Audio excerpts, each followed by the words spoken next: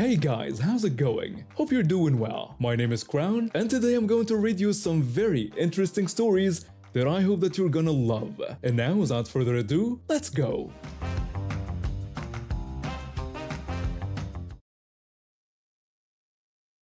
College has been both good and bad for me. Good because I found my passion for design. Bad because tuition costs too much.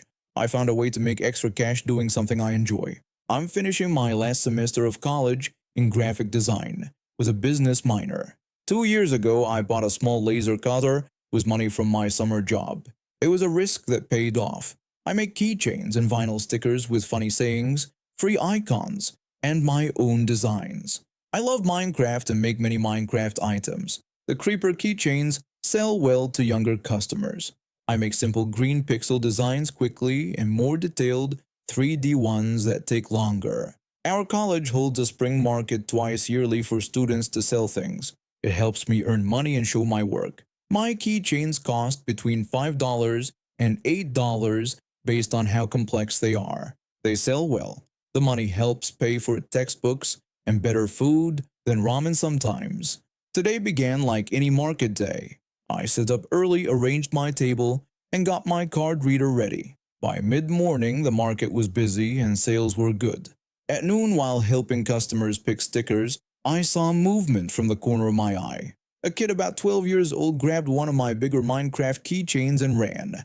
I told him he needed to pay. He kept running without looking back. I had customers waiting, so I waved to John, the market coordinator, walking by. I told him a kid in blue took my keychain without paying. John went after him. I finished with my customers, feeling upset but trying to stay professional. 10 minutes later, John came back with a kid and a woman who looked like his mom.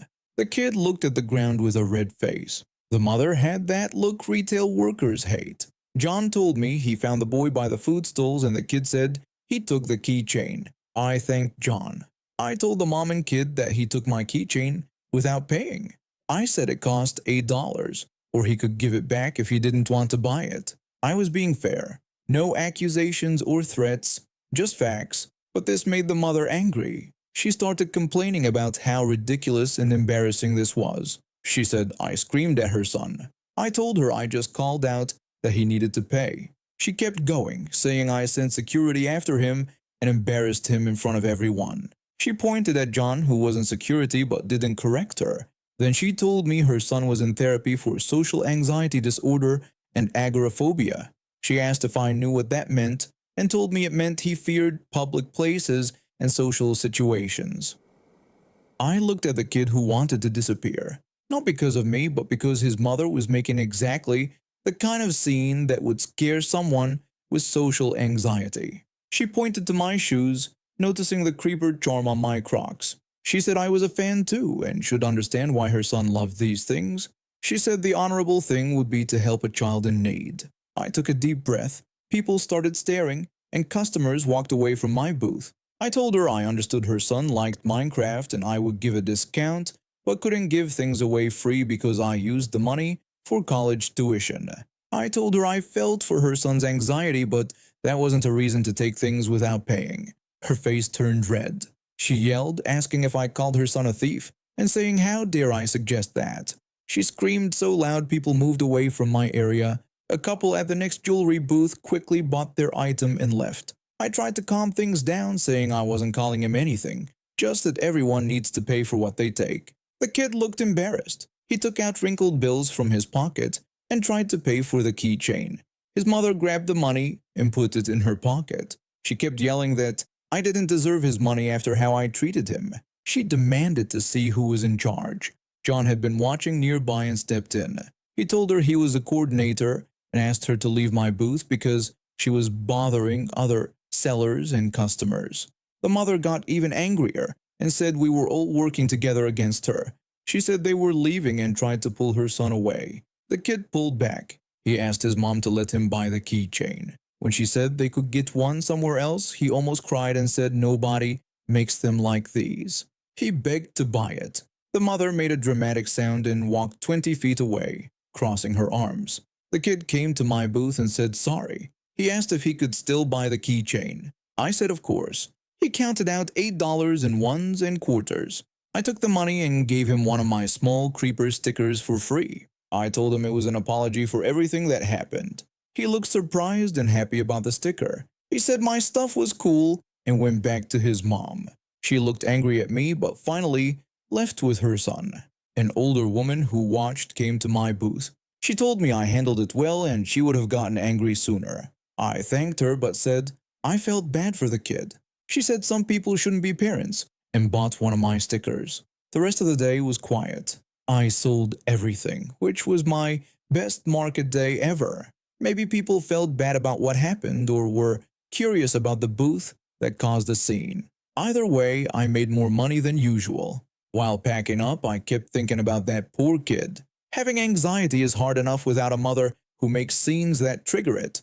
I hope he likes his keychain. At home, I looked into starting an online shop. Today convinced me to expand beyond college markets. Online sales mean fewer entitled parents face to face, though I'm sure they exist online too. For now, I need to focus on finals and graduation, but this side business might grow into something bigger. At least I have a story about an entitled mother who used her son's anxiety as an excuse for taking things. I'm glad I stayed calm. College taught me a lot, but this lesson wasn't from any classroom.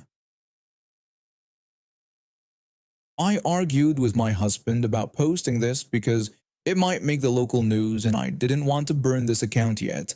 But he won rock, paper, scissors, so here we are. This story has layers. My husband and I moved to this small beach town 5 years ago after the stress of city life became too much. I was working 60+ hours weekly at a marketing firm while he juggled 2 teaching jobs. We saved up $20,000 and found a modest fixer-upper 3 blocks from the shore. The garden became our sanctuary, especially during these isolated times when we couldn't visit our families back east. Our town rarely sees conflict. Most disputes end with a neighborly wave and it will figure it out attitude. That's why what happened at the big box store seemed so out of place here. We were shopping on a Tuesday afternoon around 3:15 p.m. The store had implemented a 2 per customer limit on essential items due to panic buying in bigger cities. Though our town wasn't hit hard yet, the store adopted the same policy. We needed soil for our Victory Garden project. My husband researched different soil types for vegetables versus flowers, so we planned to get multiple varieties. We each took a cart and selected 2 bags of premium vegetable mix costing $25 each, 2 bags of flower-specific soil, 2 bags of mulch, and 2 bags of fertilizer. Together we had 8 bags. The garden center was quiet except for an employee scanning items from 6 feet away. He'd already processed our purchase for $87.50. That's when we heard her voice. I'd worked retail for 7 years during college. I knew that tone anywhere. It belonged to someone who believed the world should bend to their demands. I turned to see a woman with a child around 6 years old tugging at her hand. She had a shopping basket filled with groceries and cleaning supplies. She pointed at our soil bags and demanded to know what we thought we were doing. My husband explained we'd bought 2 bags each, following the store policy. She accused us of hoarding and gaming the system. My husband told her to mind her own business. I stayed quiet, admiring how he handled her. The woman stormed off, dragging her poor kid behind her. She went inside to complain to the cashier. My husband and I took our paid-for soil to the car. As we walked back to return the carts, we heard her telling someone we were stealing. The garden center employee just shook his head. He knew we'd paid already. When we returned, the woman was trying to cut in line ahead of a younger woman wearing a black face mask with wolf teeth printed on it. The woman with a child explained her basket was heavy and her son was tired. The younger woman refused to let her cut. I noticed the younger woman had a small metal clip on her belt loop, which I later realized was a Taser holster. She must have worked somewhere that required extra security, maybe as a night security guard or at one of the bars down by the pier. We waited in line behind 3 other customers. The line moved slowly because the cashier needed to wipe down the counter after each person. I watched the conflict unfold while pretending to read seed packet labels. My husband selected a few tomato and pepper plants priced at $3 each. The wolf mask woman paid for her items and tried to leave. The entitled woman blocked her path. She demanded the wolf mask for her son. She claimed her child needed protection more than a young person would. The mask wearer refused, explaining it was her property and had her germs on it. The woman persisted, saying boys should have wolf masks, not girls. The mask wearer dismissed her and turned to leave. That's when the entitled woman grabbed the back of the mask and yanked it. Everyone in line froze. The register's beeping seemed suddenly loud in the silence. The woman started to yell something at the mask wearer. The mask wearer turned around with a swift motion. There was a crackling sound like lightning striking close by. The entitled woman dropped to the floor, body jerking from the taser contact. Her child screamed that the wolf lady killed his mom. The mask wearer stood calmly, taser held professionally at her side. Now I understood the holster. She must have had training. 5 employees and a security guard arrived within 90 seconds. The security cameras had captured everything. The security guard spoke into his radio requesting medical assistance. The entitled woman started listing demands between gasps. She wanted police, lawyers, the store manager, and compensation. The child continued crying, now clinging to a female employee who tried to comfort him. The mask wearer showed identification to the security guard. I couldn't see what it was from where I stood. They spoke quietly while the entitled woman continued making threats. My husband got the attention of another employee who nodded when we pointed toward the exit. We left quickly, leaving the plants behind. On the drive home, we discussed what we'd seen. My husband revealed he'd recognized the wolf mask woman. She worked nights as security at the marina where luxury boats docked. She had a reputation for being professional, but tough. The next morning around 9 a.m., I checked our local news site. A small article described the incident without names. It mentioned both women faced potential charges. The mask wearer for carrying and using a prohibited weapon, the entitled woman for assault and disturbing the peace. I told my husband over breakfast, which cost us about $12, to make with our fancy coffee and organic eggs. He shook his head, saying the entitled woman clearly started it. I agreed, but explained that tasers required permits in our county. Using one, even in self-defense, could mean legal trouble. 2 days later, I spotted the entitled woman at the local pharmacy. She wore a neck brace and walked with exaggerated difficulty. She had a different child with her, older, around 10 years old.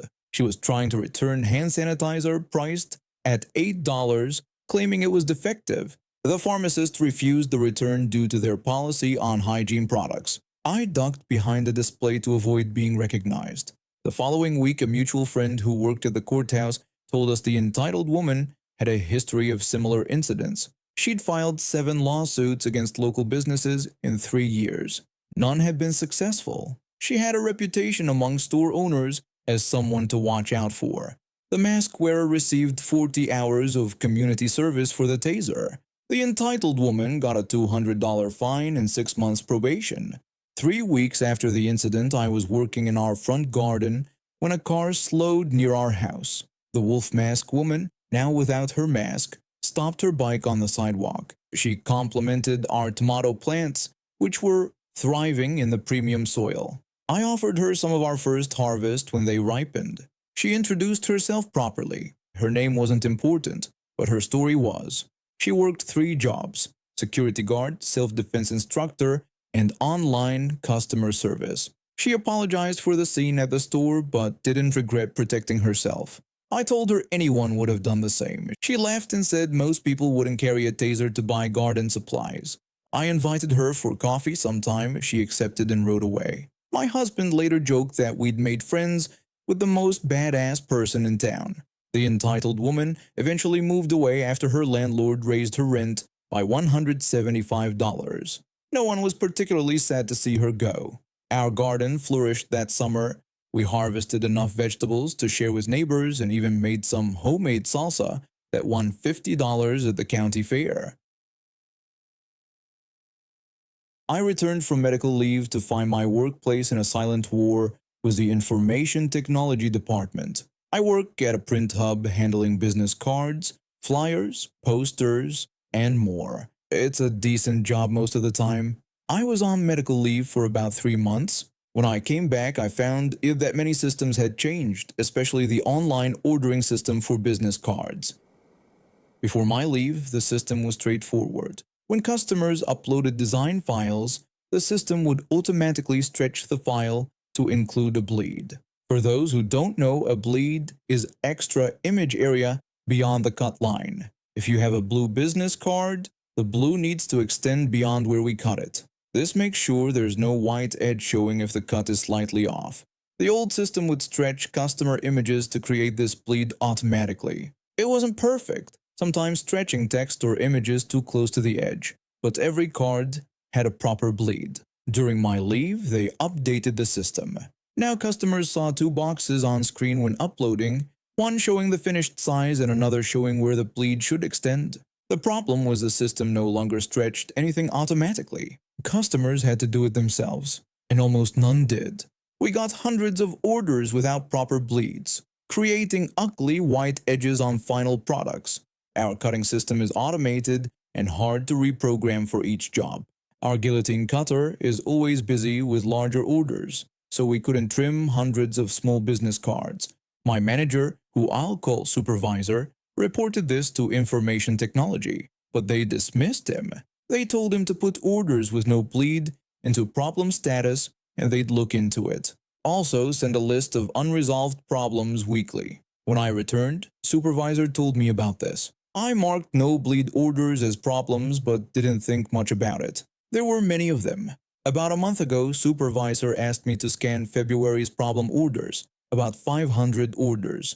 He wanted each problem scanned as its own file, not combined. When supervisor told me to scan all February problem orders, he wanted each order as a separate file. I asked if he really meant all 500 orders. He told me yes, every single one, and to save them in the shared folder and file the originals in the cabinet. I had a high-capacity scanner, so it wasn't too hard, just time-consuming. When I filed the papers, I was shocked. The cabinet was full of thousands of problem orders from this bleed issue. I asked supervisor what was happening with all these problem orders. He told me information technology wasn't fixing the system and wanted production to fix each file by adding bleeds ourselves. I pointed out this was design work, not production. He agreed, saying design team gets paid much more than we do and he wouldn't have us doing their job for the same pay. Then supervisor shared his plan. Information technology told him to send all unfixed orders weekly. That's what he did. With a twist, he and our department lead created a program submitting each problem as a separate ticket to information technology. One ticket every 15 seconds, late Friday afternoon before their weekend. Information technology staff couldn't leave until acknowledging all tickets. Instead of one ticket with 500 problems, they got 500 tickets every 15 seconds. That's over 2 hours of ticket acknowledgements before they could leave. Supervisor told me this was why he needed each problem as its own file. I thought the plan was clever and asked if he'd get in trouble. He told me regional managers stopped by after the first week when information technology was upset with supervisor. Regional manager suggested if information technology hadn't fixed the jobs by weekend, supervisor should follow up, then winked. Last week, supervisor upgraded the program to send new problem jobs and follow-up requests for previous problems. Monday, we found information technology had fixed the system. Now customers can submit jobs unless designs extend to the bleed line. We still have issues with reorders, but things are much better. Supervisor had over 20 unread emails and 500 messages in spam. The program sent update requests, and information technology's responses went from detailed explanations to just typing A. Later, we learned why information technology ignored this problem. All other print hub locations did workarounds themselves. We were the only location complaining because the workaround was design work outside our job description and pay. Information technology thought it was low priority since others did extra unpaid work. Thanks to supervisors' compliance, they fixed it. Sometimes you must make a problem painful for the right people before it gets fixed. Sometimes that means sending 500 tickets, one every 15 seconds, at 4:45 p.m. on Friday. We're still handling orders stuck in limbo but no new ones have the same problem. I'm proud of our team. Standing up for what's right might be inconvenient but worth it. Supervisor printed a perfect borderless business card from the new system and put it on our bulletin board like a trophy. Supervisor said this is how a business card should look, with no white edges and perfect bleed. I said all it took was 500 tickets and information technology staying late on Friday. Supervisor said sometimes that's what it takes. Our department lead told us regional manager would visit next week for inspection and to make sure the guillotine cutter was clean. Supervisor said we would, then asked about information technology and legacy orders. Department lead said they were working on batch processing now marked high priority. We laughed. It's funny how quickly something becomes high priority when it's someone else's problem. I wonder what would have happened if supervisor gave in and had us doing design work for production pay. We would have been overworked, underpaid, and the system never fixed. Instead, we forced information technology to do their job by making it more painful not to. And now we have reached the end of today's stories. Thank you for watching, and see you next time.